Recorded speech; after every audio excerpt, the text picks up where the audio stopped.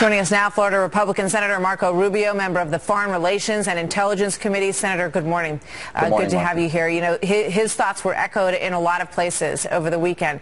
Is there going to be a fundamental reevaluation of how we're doing things? I hope so. This is what happens when your decisions on foreign policy are driven by politics, domestic politics, rather than what's in the best interest of the outcome, which is victory.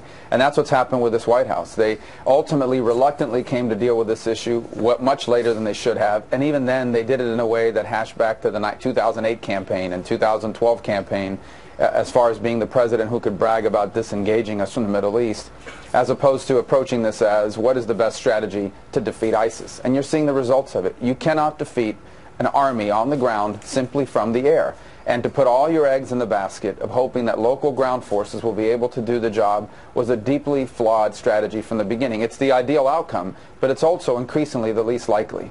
The likeliest outcome necessity here is that they will involve some coalition of ground forces from outside of Iraq to defeat ISIS. All right. You know, we've been talking to Turkey. Turkey now says that they'll allow us to begin missions from Turkey.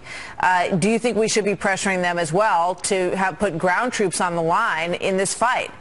Yeah, well, in fact, we shouldn't be pressuring them at all. They should be wanting to do that. The Kobani is on their border. Yeah. In essence, all of those refugees, all the people fleeing a certain massacre, they're all going to go into Turkey. The problem with Turkey is that this whole issue has become enmeshed in their own domestic politics. I mean, they view the Kurds on the other side of the border as equally bad. So in their mind, they're not quite sure what to do from their domestic political perspective. But the bottom line is in the short term, the Turks have more at stake here than we do. No, and they're members of NATO. They should act like a member of NATO.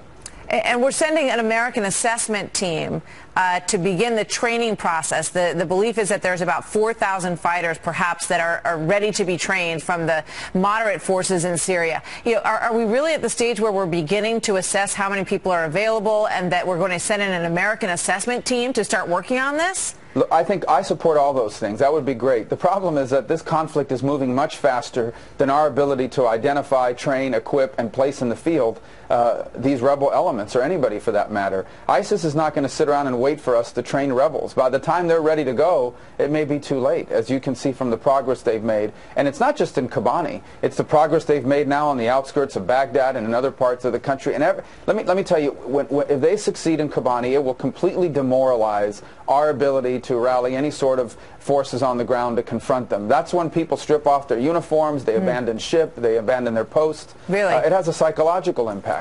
Well, John Kerry is singing a very different tune. Here's what he said about the potential fall of Kobani.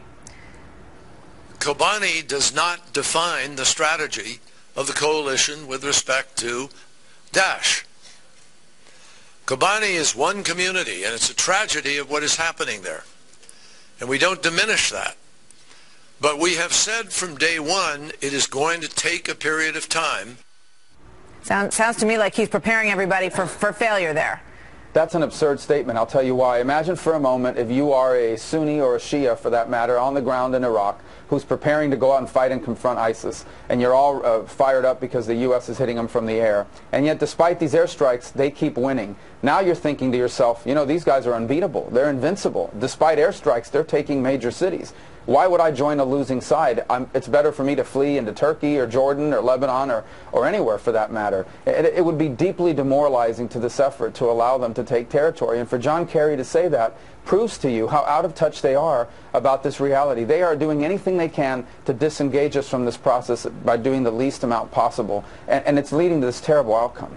So do you believe we should put U.S. troops on the ground there? And is there support in the Senate for that? And you know, is there an organizing principle around that idea? Well, first of all, you will not defeat ISIS from the air. Someone's going to have to defeat them on the ground. The ideal scenario would be that the Iraqis can defeat them. But what if they can't?